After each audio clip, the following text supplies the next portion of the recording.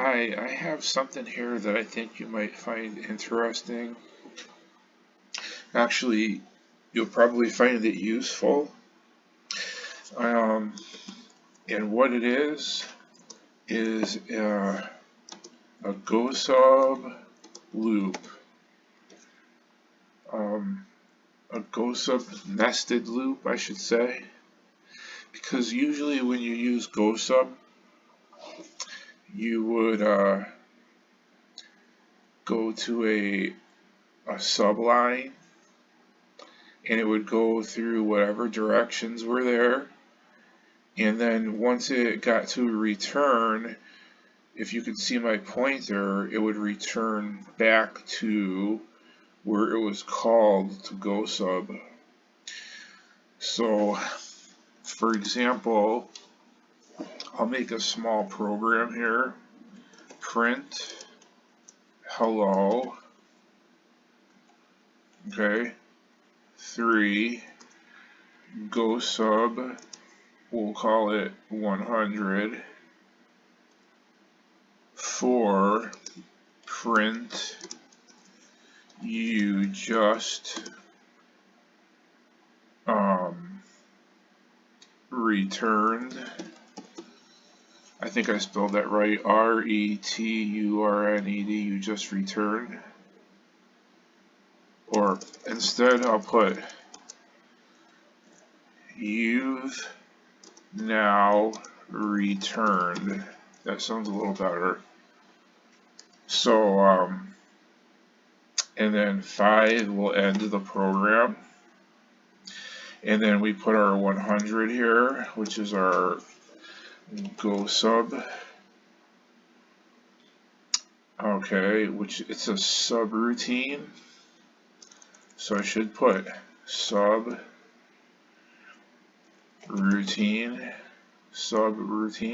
ROUTINE, okay? And so what's going to happen is once I run the program, it'll print hello, and then it will, if you can see my pointer, it will go to the subroutine, line 100, and it will perform whatever directions are there. And in order to use GOSUB, you have to have a return statement, and that would be your last command. And it will return not to here, because that's where it left. It will return here. Print you've now returned, and then end the program. So we're going to put print you've just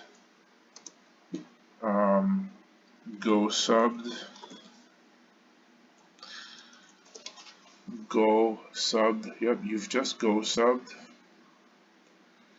And then 102 is the return statement.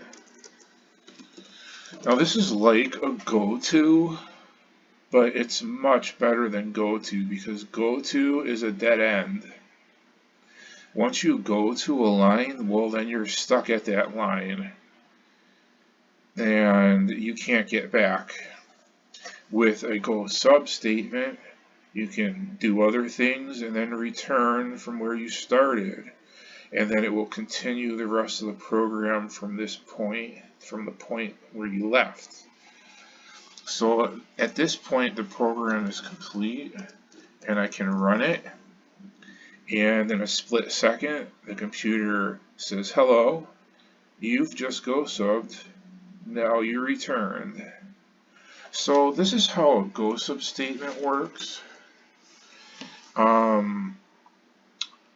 But I've discovered that you can have a nested loop inside of a GOSUB in multiple GOSUB statements. I mean,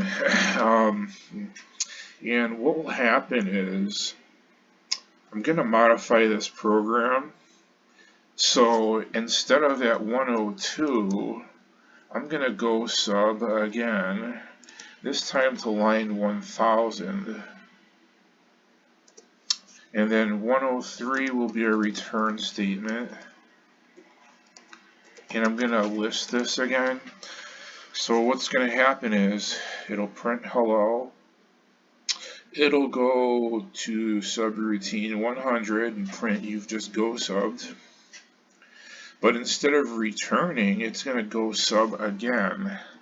And this is why I'm making this video, because it's something that I discovered which is not mentioned in the book. And I'm going to call this subroutine 2. And we're going to say you've just GOSUB'd, and I'm going to renumber this program, and I'm going to put an extra line in.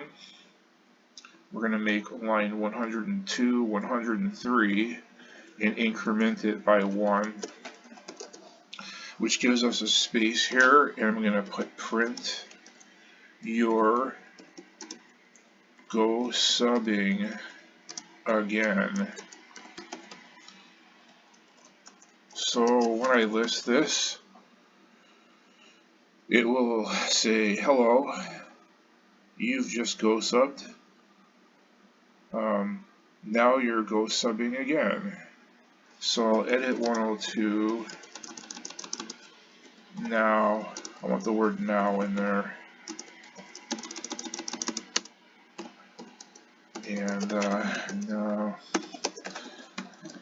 now you're GOSUBing again.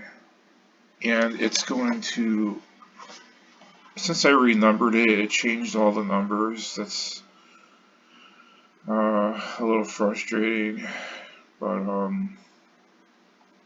that's what happens when you renumber it. It'll renumber the whole program from where you renumbered it. So I'll have to work with 105 now. I'm going to print.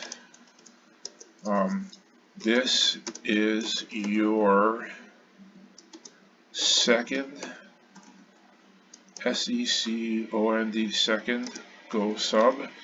This is your second GOSUB.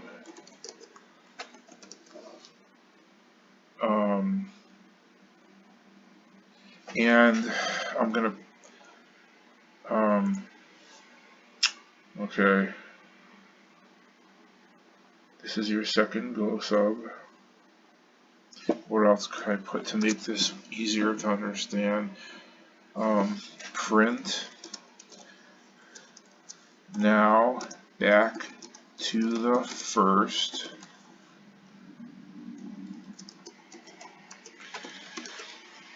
Now back to the first. So I need a return statement. R-E-T-U-R-N. Now back to the first. So it will go here and hit this return statement. And I'm going to edit for you've now returned to the beginning, B-E-G-I-N, begin, I-N-G. I don't know if there's two N's in there. Beginning.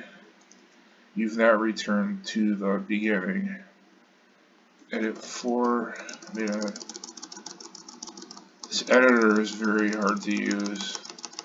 You have to really have a good memory. Alright. So we're going to list 1 to 10 so you can see it. And everything should work now. So let's run this. Oh, let me CLS it and run it. Hello, you've just GOSUB'd. Now you're GOSUBing again. This is your second GOSUB. Now back to the first. You've now returned to the beginning. Isn't that neat? So this is great. I think you can use it even more than twice. Probably as many times as you want.